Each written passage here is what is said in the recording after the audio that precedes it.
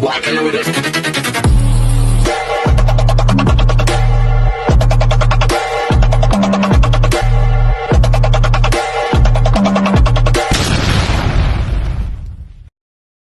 Hi everyone! Good evening! I'm back! It's your Mama Sam dito sa Sam TV. Kamusta naman kayo mga amigo, amiga, kumare at kumpare? Sana lahat kayo ay okay at safe ngayong araw na to. At syempre kung ako naman ang tatanungin nyo, nakita naman ninyo ang ganda ng Mama Sam ninyo. Charot! So yon, so finally, ayun nga, natapos na rin ang lahat ng activity namin this year sa school. Diba? Kaya, hay nako, nakahinga na ako ng bonggang-bongga at thanks God. So, yon. So, kasi, syempre, hindi ka gigising ng maaga. So, I need to sleep talaga. Kasi parang mula nung Christmas, kulang talaga ako sa tulog. Grabe. By the way, so panalo naman yung activity namin kanina dahil sobrang grabe. Iba talaga ang grupo ko. Charot. So, yan. Iba talaga ako mag-isip ng mga ipo-program namin. Ganon. Ay nako, nairaos ko na rin siya mula kasi sa nung ano pa to? Nung last month, iniisip ko na siya at na-stress ako sa kanya ng bonggang-bongga. Pero yun natapos na yung activity kanina, para ako nakahinga ng maluwang dahil sobrang panalo. Panalo ang mga eksena ng mga bata. Kaya ang galing talaga.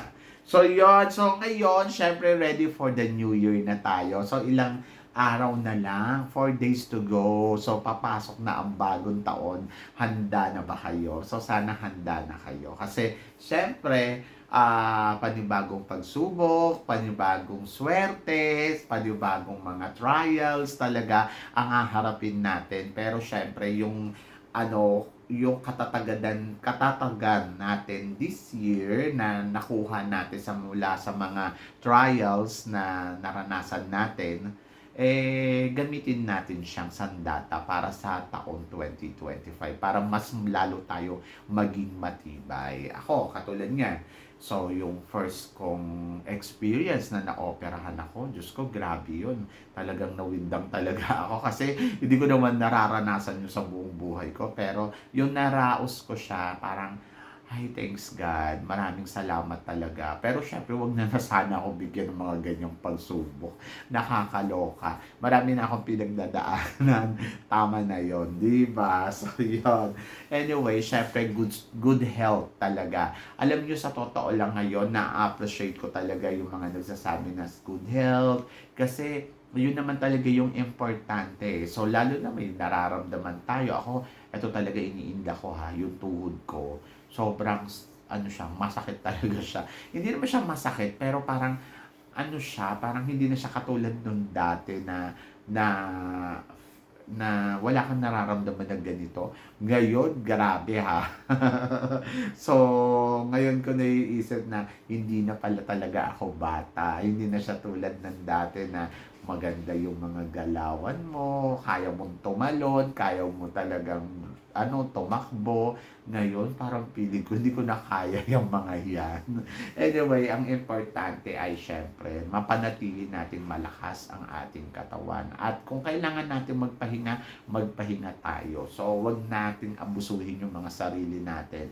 Ayun lang talaga yung masasabi ko ngayong payo sa inyo. Kasi parang feeling ko, ayan, so konting ingat talaga kasi syempre dapat talaga mag-ingat para hindi natin nararanasan yung mga ganitong sakit sa tuhod. Ganon.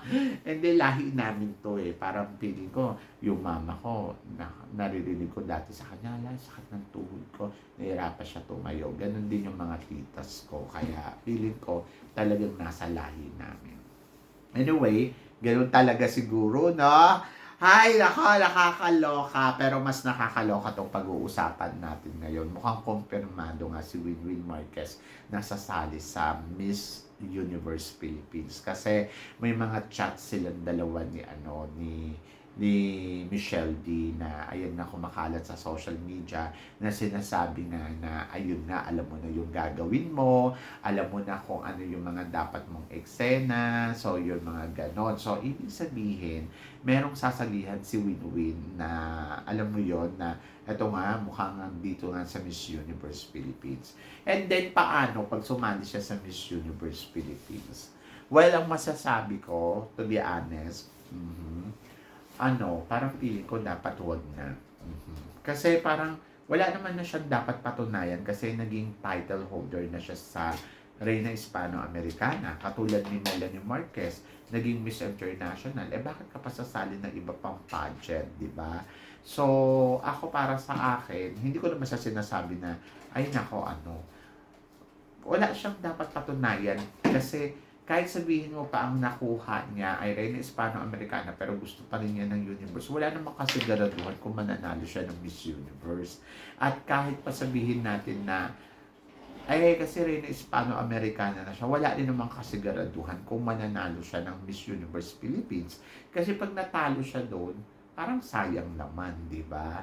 Sayang yung gastos, sayang yung effort, at higit sa lahat, syempre, parang ang pangit kasi tingnan, ay Reina Hispano-Americana siya, tapos biglang, ay natalo siya sa Miss Universe Philippines. O, di ba?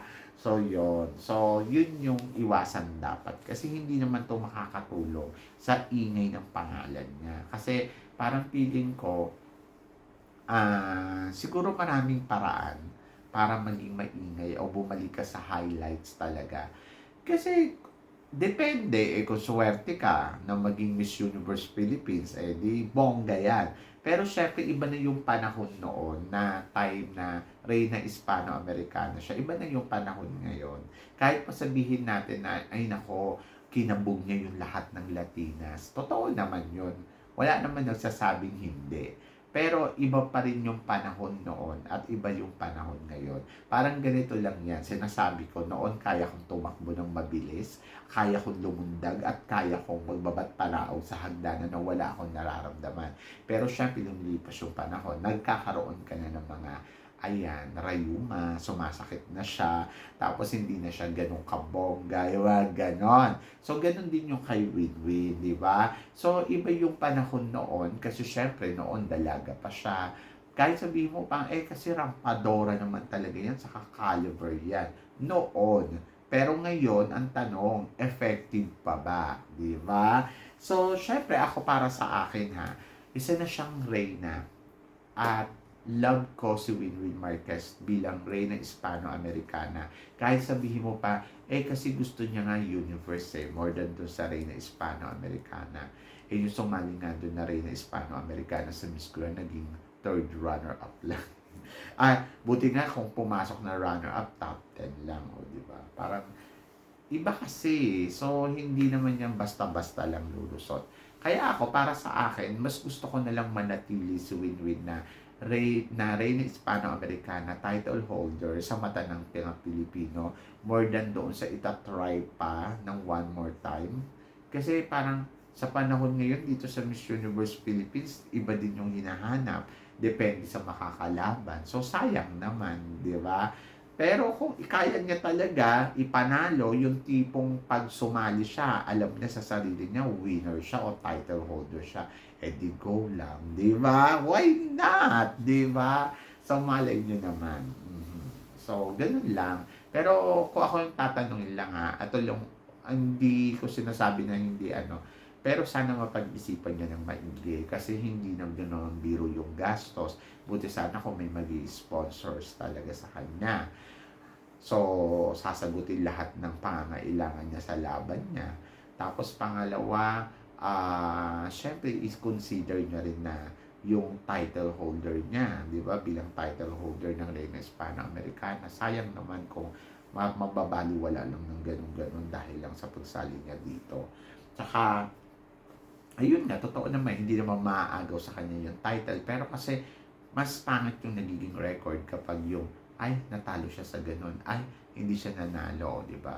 So, buti sana kung nanalo siya talaga at siya yung maipapadala sa Miss Universe. So, depende. So, nakakaloka. Pero kung ako tatanungin mo, much better na yung mga title holder na to, hindi na dapat sila sumasali ng one more time pa sa iba pang pageant. Kasi ang magiging ending, hindi na masigurado kung panalo ka o hindi. Di ba? So, yun. So, parang kay Atisa, first runner-up, tapos biglang wale. O, di ba? So, depende pa yan sa makakalaban kasi at kung gaano ba kalakas yung mga magiging kalaban niya dito. Pero kung talagang gusto niya, in fairness naman, wala pa tayo napapadala na married woman sa Miss Universe. Pero kasi parang pili ko naman, hindi rin naman sila papanalo doon sa Miss Universe. Kaya wag na lang din sila sumali kasi parang nagkakapagbigay naman na sila ng karangalan sa Pilipinas. Okay na yun. So, yan. Ganon ang iniisip ko. Kayo guys, ano guys ang masasabi nyo dito sa pinag-uusapan natin? Tingin ninyo, dapat nga ba pang sumali para sa pagsubok na malaman kung kaya bang manalo, di ba?